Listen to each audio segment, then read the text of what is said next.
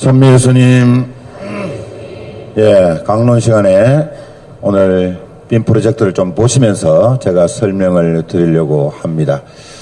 이거 내려오고 화면 뜨기까지는 시간이 걸리시니까 이쪽 쳐다보지 마시고 저를 쳐다보시면 되겠습니다. 우리는 흔히 부자들을 보면 이런 말을 씁니다. 저 사람 참 잘 사는 사람이다. 자기보다 물질적으로 가진 재산이 많거나 돈이 많으면 저 사람은 나보다 더 잘 사는 사람이다. 이런 표현을 흔히 씁니다. 그래서 그런지 삼성그룹의 이건희 회장을 두고 우리는 보통 그런 말을 하죠. 이건희 회장은 우리나라에서 최고 부자이기 때문에 제일 잘 사는 사람이다. 이런 말을 쓰기도 합니다. 그런데 따지고 보면 잘 산다는 게 꼭 그런 의미만은 아닌 것입니다. 남들보다 돈이 많기 때문에, 남들보다 재물이 많기 때문에 꼭 잘 사는 것은 아닐 것입니다. 나아가서 남들보다 비싼 자동차를 타고 다니기 때문에, 또 호화스러운 저택에 살기 때문에 잘 사는 것은 결코 아닐 것입니다. 잘 산다는 것은 한마디로 바르고 정직하게 그리고 착하게 살아가는 것이 참으로 잘 사는 것입니다.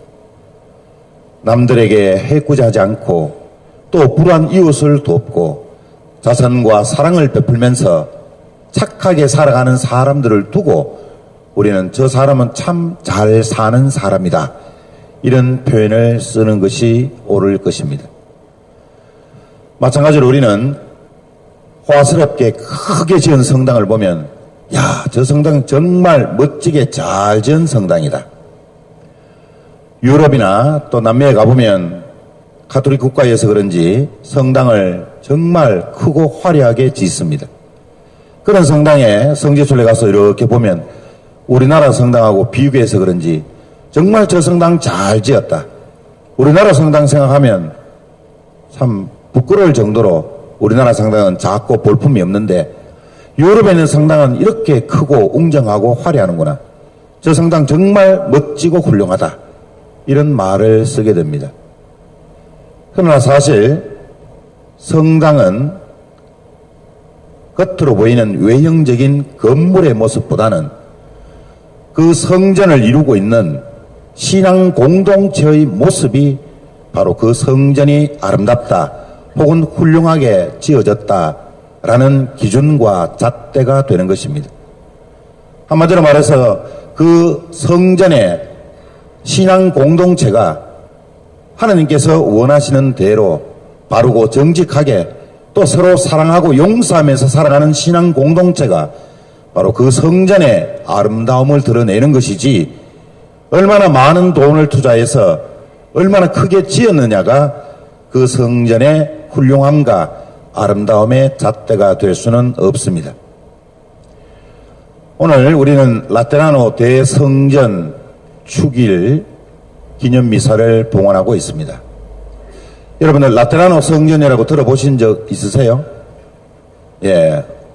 가끔씩은 들어보았지만은 라테라노 대성전이 어디에 있는지 어떻게 지어졌는지 또 지어진 지가 몇 년이 됐는지 잘 모르시기 때문에 제가 라테라노 대성전에 대해서 아무리 설명을 해도 이해가 부족할까 싶어서 제가 이렇게 빔 프로젝트로 여러분들에게 라테라노 성전이 어떻게 생겼는지를 눈으로 봐야 여러분들이 알 수 있지 싶어서 준비를 했습니다.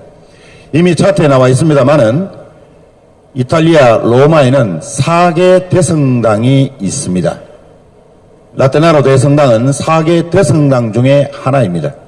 차트에 나와 있는 대로 성 베드로 대성당, 성 바오로 대성당, 성모 마리아 대성당, 그리고 라테라노 대성당. 이 4개 대성당이 바로 로마의 4개 대성당이라고 불리워집니다. 그런데 우리가 알고 있기로는 교황님께서 계신 성당이 성 베드로 대성당이기 때문에 로마의 주교인 교황님의 주교자 성당은 당연히 성 베드로 성당일 것이다 라고 생각하지만 잘못된 생각입니다. 본래 로마 교구의 주교인 교황님의 주교자 성당은 오늘 축일을 지내는 라테라노 대성당입니다. 초기에는 교황님께서 이 라테라노 대성당에서 모든 미사와 직무를 수행하셨습니다. 그러다가 나중에 베드로 성당으로 거처를 옮기시면서부터 결국 교황님께서는 지금 베드로 대성당에서 모든 미사를 집전하고 계십니다.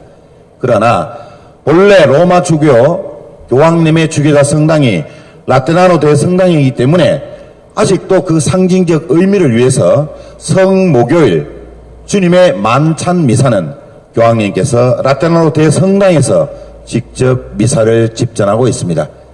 그리고 더불어 11월 9일 오늘이죠. 11월 9일을 라테라노 대성전 봉헌 축일 기념 미사로 봉헌하는 이유는 전 세계 가톨릭 교회의 일치성을 드러내기 위한 뜻입니다.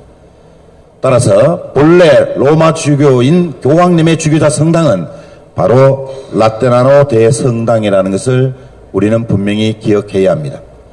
이 라테라노 대성당은 로마에서의 긴 박해가 끝나고 난 뒤에 당시 로마의 황제였던 헬레나 성녀의 아들 콘스탄티누스 황제가 320년경에 성전을 지어서 하느님께 봉헌한 대성당입니다.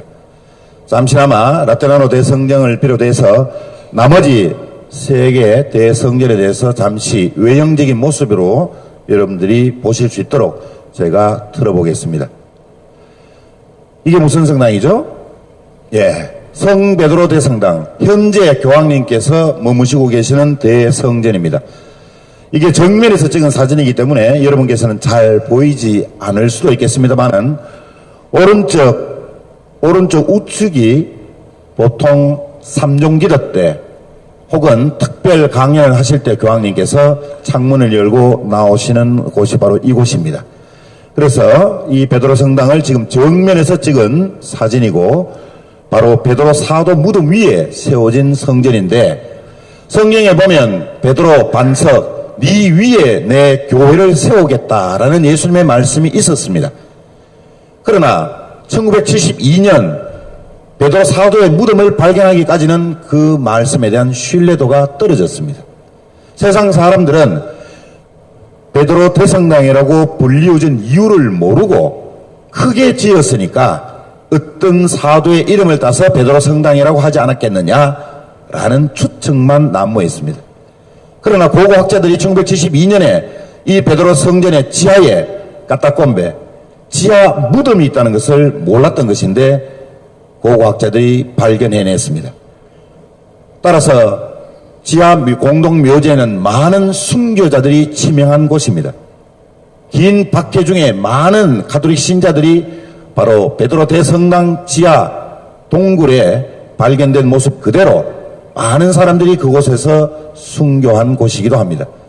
그런데 그곳에 돌에 새겨진 비석이 하나 발견되었습니다. 그것은 다름 아닌 베드로 사도 이곳에 잠들다라는 돌에 새겨진 그 당시의 비석이었습니다. 그래서 드디어 1972년에서야 비로소 베드로 대성당이 참으로 예수님께서 말씀하신 대로 베드로 사도 무덤 위에 세워진 성당이었다는 것이 과학적으로 증명이 된 것입니다. 그래서 지금도 많은 순례객들이 이곳에 와서 베드로 사도 무덤 위에 세워진 베드로 대성당에서 미사와 고해성사 그리고 베드로 사도의 무덤에 가서 참배를 하고 있습니다. 요 두 번째 성당이 성 바오로 대성당입니다. 성 바오로 대성당은 성 밖에 있는 성당입니다. 다시 말씀드려서 로마 시내 한복판은 전부 다 성곽으로 에워싸여 있는데 바오로 대성당은 그 성곽 밖에 있는 성밖 성당이라고 불리워지는데 베드로 사도의 특징을 살려서 정의의 칼을 들고 있는 모습으로 지어진 성당입니다. 이 바오로 대성당도 왜 바오로 대성당인지를 몰랐습니다.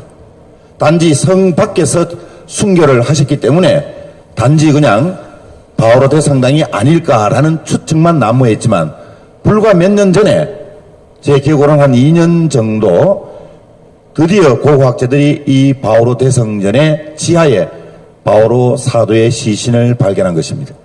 그래서 과연 이 바오로 대성당이 바오로 대성전으로 불리워진 이유가 참으로 합당하다는 것이 또다시 과학적으로 증명되기도 했습니다. 세 번째가 멀리서 찍은 사진입니다만은 바로 마리아 대성당입니다. 산타 마리아 마조레, 그래서 마리아 대성당으로서 전 세계에서 가장 마리아께 봉헌된 성전 중에서 크고 화려한 성당이다라는 뜻에서 산타 마리아 마조레, 성 마리아 대성당이라고 일컬어지고 있습니다. 마지막에 오늘 주기를 지내고 있는 라테나노 대성당입니다. 라테나노 대성당은 사도 요한의 무덤 위에 세워졌다 해서 요한성당이라고도 불리웁니다. 이 높이는 여러분들이 가만히 보시면 사람의 모습이 요 정도입니다. 따라서 이거 사진에 나와 있는 이 건물 크기는 사실 여러분들이 육안으로 보지 않고서는 가늠할 수가 없는데 한참 떨어져서 찍어야 이 윗부분까지 나옵니다. 십자가를 지고 계신 예수님의 모습. 그래서 사계 대성당은 글쎄요, 우리 성당 크기에 한 200개 정도가 들어가지 않겠습니까? 200개에서 300개. 저도 일일이 다 재보지는 않았습니다만은 유럽의 성당, 특히 로마의 사계 대성당을 보면 다른 대성당은 조그맣게 보인다고들 이야기할 정도로 그 규모가 웅장하고 화려하기 그지 없습니다. 예, 구체적으로 한번 몇 가지만 보면 베드로 대성당 내부입니다. 이것이 바로 교황님께서 집전하시는 교황님 전용 제대입니다. 이 제대 밑에 베드로 사도의 무덤이 있습니다. 베드로 사도 무덤 위에 바로 교황님께서 이곳에서 미사를 집전하시는 것이고, 바로 이것은 이제 성령의 모습으로 부활하신 그리스도를 상징하는 모자이크이고요. 이게 이제 베드로 대성당 내부의 모습입니다. 저 앞이 바로 이 모습이죠. 그래서 뒤편에서 찍은 사진의 모습이라고 보시면 되겠습니다. 그리고 베드로 대성당 내부에 보면 오른쪽에 들어가서 정문에서 오른쪽에 피에타상, 미켈란조의 작품이죠.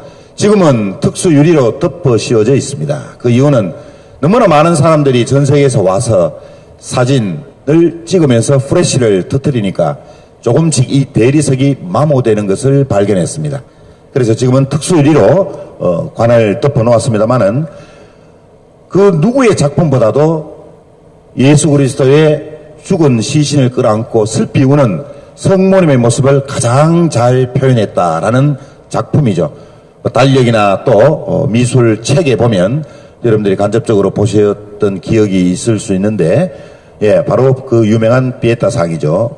너무 사실적으로 그 고통의 모습을 잘 표현한 작품입니다. 예, 그리고 이곳은 바로 아까 말씀드렸던 베드로 사도의 시신입니다.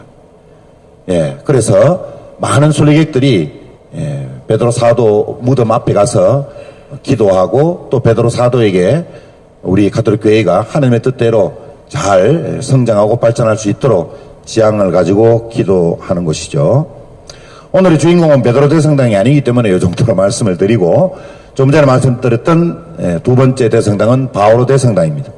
바로 이것이 정면에서 제대에서 찍은 사진이죠. 아까 말씀드렸던 칼을 들고 있는 정의의 사도 바오로 사도를 상징하는 모습입니다. 그리고 내부를 보면 특별히 이 모자이크가 전 세계에서 가장 아름다운 모자이크입니다. 모자이크라는 것은 돌 조그마한 것을 하나하나 심은 겁니다. 이 정도의 작품을 한 사람이 만들려 그러면 40년이 걸립니다. 그래서 많은 사람이 들어붙어서 이 작품을 만들었다 해도 능히 20년은 잡아야 됩니다.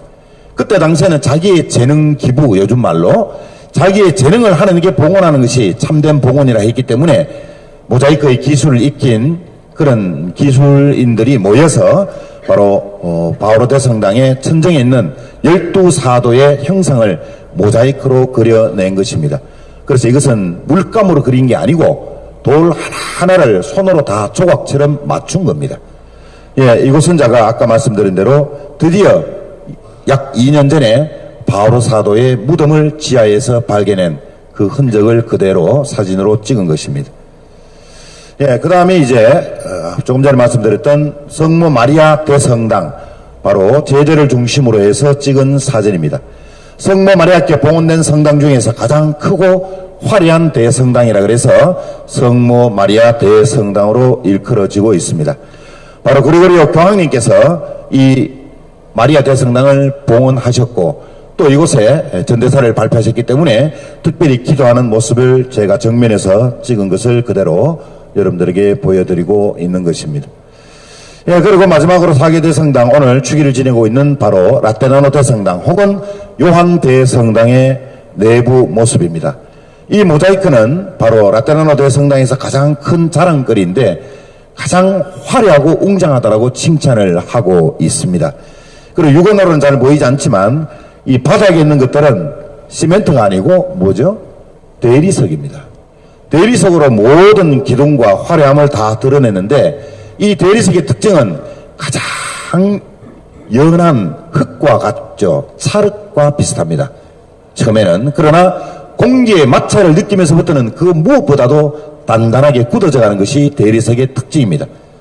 그리고 4개 대성당에 깔려있는 많은 대리석들은 발로 밟으면 밟을수록 손이 가면 갈수록 한마디로 말해서 시간이 흐르면 흐를수록 그 화려함이 더없이 드러나는 것이 바로 4개 대성당에 쓰여진 특수 대리석인 것입니다. 예, 그리고 방금 말씀드린 대로 좀 더 구체적으로 보실 수 있도록 그리고 천정에도 바로 대리석과 또 모자이크의 작품들이 있습니다. 이 4개 대성당에 걸려있는 그림 작품들은 여러분이 잘 아시는 유명 화가들이 남긴 라파엘이라든가 미켈란젤로 많은 화가들이 남긴 작품들인데 처음 와서 이렇게 보시는 분들은 전부 일반 화가들처럼 물감으로 그린 것이 아니냐라고 생각하지만 절대로 물감으로 그린 것이 아닙니다. 하나하나 조각을 맞춘 모자이크라고 보시면 되겠습니다. 그래서 보통 대성전에 걸려있는 그림 하나를 만드는데 20년에서 30년이 걸립니다. 자신의 일생을 하나님의 대성전에 봉헌했다라고 보시면 되겠습니다. 예, 이것이 라테나노 대성전의 내부 모습입니다. 이렇게 보면 크기를 가늠할 수 없겠지만 보통 우리 서울에 있는 상암 아니면 대구에 있는 월드컵 축구장을 연상하시면 딱 맞을 겁니다. 그 정도의 크기로 대개는 4개 성당이 지어졌습니다. 예, 오늘 여러분들에게 이렇게 모습을 보여주는 이유는 그래도 라테나노 성당이 저렇게 생겼구나라는 것을 적어도 유한으로 보시도록 하기 위해서 예, 제가 슬라이드로 준비를 했는데 바로 천정의 이런 작품들은 정말 기술자들이 일일이 수공으로 다 따듬고 깎고 또 붙인 그런 글작품들이 질비하게 있는 것이죠. 예, 이 정도로 여러분들에게 말씀을 드리면서 너무 자세히 아시려고 하시면은 성지순례를 가시면 됩니다. 오늘 제가 설명드렸던 게 나중에 성지순례 가셔서 직접 보시면 실감나게 느끼실 수 있겠습니다만은 저는 이제 만 6년 시간적으로 보면 한 7년 로마에 있으면서 가이드 아닌 가이드를 해가지고 제가 그때 별명이 왕가이드였습니다. 그래서 7년 동안 많은 사람들을 이 4개 대성당을 비롯해서 로마를 비롯해서 또 나폴리라든가 까타콤베 또 밀라노 또 피렌체 이런 여러 도시를 돌아다니면서 우리 가톨릭 교회의 역사와 관련된 것에 대해서 설명을 드렸습니다만은 저는 이제 이런 그림들을 보면 기억이 생생하고 또 베드로 대성당은 제가 학교를 가기 위해서 반드시 거쳐야 될 길목이고 그래서 이렇게 따지면 베드로 대성당을 제가 수천 번은 더 가봤겠죠. 그 다음에 공교롭게도 라테란 대성당 뒤쪽이 라테란 대학교입니다. 로마 교구의 대학교죠. 로마 교구의 신학교 라테란 학교라고 일컬어지는데 제가 나온 학교가 바로 라테란 대학교이기 때문에 라테란 대성전은 하루에 두세 번은 꼭 제가 가야 학교로 들어갈 수 있는 관문이 되기 때문에 어느 성당보다도 라테란 대성당은 저한테는 개인적으로는 참 친숙한 성당이기도 합니다. 어쨌든 우리는 오늘 라테란 대성전 주기를 지내면서 성전에 대한 화려함, 웅장함 또 그 당시에 많은 예술가들이 자기의 재능을 기부했던 그런 봉헌된 삶의 모습을 느낄 수 있지만 가장 중요한 것은 성전은 바로 그리스도 공동체의 모습이라는 점입니다. 성전은 여러분 방금 보셨다시피 많은 자재들로 구성이 되어 있습니다. 수많은 돌과 목재, 대리석, 화려한 모자이크, 심지어는 유명 화가들의 그림 이런 것들이 그 대성전의 화려함과 웅장함을 드러내주고 있습니다. 그러나 그 자재들 하나하나를 따지고 보면 그렇게 웅장하다 혹은 그렇게 화려하다라고 느끼지 못합니다. 아마도 유명 화가의 작품이 다른 장소에 걸려 있었다면 그만큼 세상 사람들로부터 널리 알려지지 않았을 겁니다. 하느님의 성전에 그 그림이 걸려 있기 때문에 또 하느님의 성전에 그 대리석과 모자이크가 사용되어졌기 때문에 그 화려함과 웅장함이 더더욱 빛나는 것이죠. 마찬가지로 교회 공동체를 이루고 있는 우리들도 바로 하느님의 성전에 쓰여진 자재들입니다. 각기 얼굴도 다르고 또 성격도 다르고 직업도 다 다릅니다. 그리고 한 사람 한 사람을 뜯어놓고 보면 결례되는 표현인지 몰라도 그렇게 훌륭하고 뛰어나다라고 말할 수는 없을지라도 이렇게 얼굴이 다르고 직업이 다르고 성격이 다른 하느님의 자제들인 우리들이 모여서 일치와 조화를 이루기 때문에 다시 말씀드려서 한 신앙을 고백하는 그리스도 공동체이기 때문에 우리는 하느님의 자녀로서 당당함을 가질 수가 있는 것입니다. 따라서 그 성전의 화려함과 웅장함과 또 거룩함은 그 성전의 외형에서 드러나는 그런 대리석이나 모자이크의 모습이 아니라 바로 그리스도 공동체의 모습, 다시 말씀드리면 여러분의 모습이 바로 이 성전의 아름다움이요, 여러분의 모습이 바로 이 성전의 거룩함을 드러내주는 것입니다. 국어사전에 보면 거룩하다라는 뜻은 고귀하다, 성스럽다, 훌륭하다 이런 의미를 띠고 있는 단어입니다. 그래서 우리는 거룩하다라는 뜻을 성스럽고 고결하다라고 정의해 볼 수 있습니다. 마찬가지로 이 거룩하다라는 말은 성서신학적으로 분석해 보면 자르다, 분리하다라는 뜻을 지닌 히브리어 꼬데시라는 단어에서 유래했습니다. 이 꼬데시라는 단어는 세속적인 것과 성스러운 것을 구별하기 위해서 자르다, 구별하다라는 뜻을 지니고 있는 것입니다. 따라서 하느님의 것, 하느님의 성전은 세속적인 집과는 다른 차별되는, 구별되는 성스럽고 깨끗하고 거룩하다라는 뜻을 지니고 있는 것입니다. 따라서 오늘 바오로 사도의 말씀대로 여러분이 바로 하느님께서 머무시는 성전입니다. 여러분의 몸이 바로 하느님께서 머무시는 거룩한 성전입니다 라고 증언하고 있습니다. 따라서 성당의 화려함과 거룩함, 웅장함은 외형적으로 드러나는 모습이 아니라 또 여기에 쓰여진 바닥이나 나무가 아니라 바로 여러분들이 하느님의 성전을 이루고 있는 자재들입니다. 따라서 여러분들이 거룩하고 깨끗하고 또 하느님의 막가진 삶을 살아가는 것이 바로 우리 경산성당의 모습을 드러내는 것이지, 외형적으로 보이는 경산성당 어디 있느냐? 그것은 위치를 찾기 위한 이야기일 뿐입니다. 경산성당이 어디 있느냐? 내가 경산성당이요 라고 말할 수 있어야 됩니다. 누군가 와서 경산성당 찾기 참 힘들다, 들어가는 입구를 못 찾겠다, 와보니까 주변에 건물들로 뺑 돌려 쌓여서 바깥에서는 보이지 않는다, 찾기가 힘들다, 이런 말들을 하죠. 예, 그것은 외형적인 경산성당을 찾기 위한 말이지만 본질적으로는 경산성당은 여러분 각자이고 우리 모두입니다. 혹시 경산성당 어딘지 아십니까? 그러면 여러분 이제는 저쪽이요가 아니고 제가 경산성당입니다 라고 말을 할 수 있어야 됩니다. 저를 따라오십시오. 제가 경산성당입니다. 움직이는 성당이 바로 우리 각자입니다. 따라서 우리의 삶이 바로 하나님의 성전을 보여주는 거룩함, 화려함, 웅장함의 모습인 것입니다. 그래서 우리는 거룩하고 신성하게 살아가야 될 의무를 가진 사람들이다라는 그런 의미로 우리가 오늘 이 성전 축일을 지내면서 마음속 깊이 되새겨야 합니다.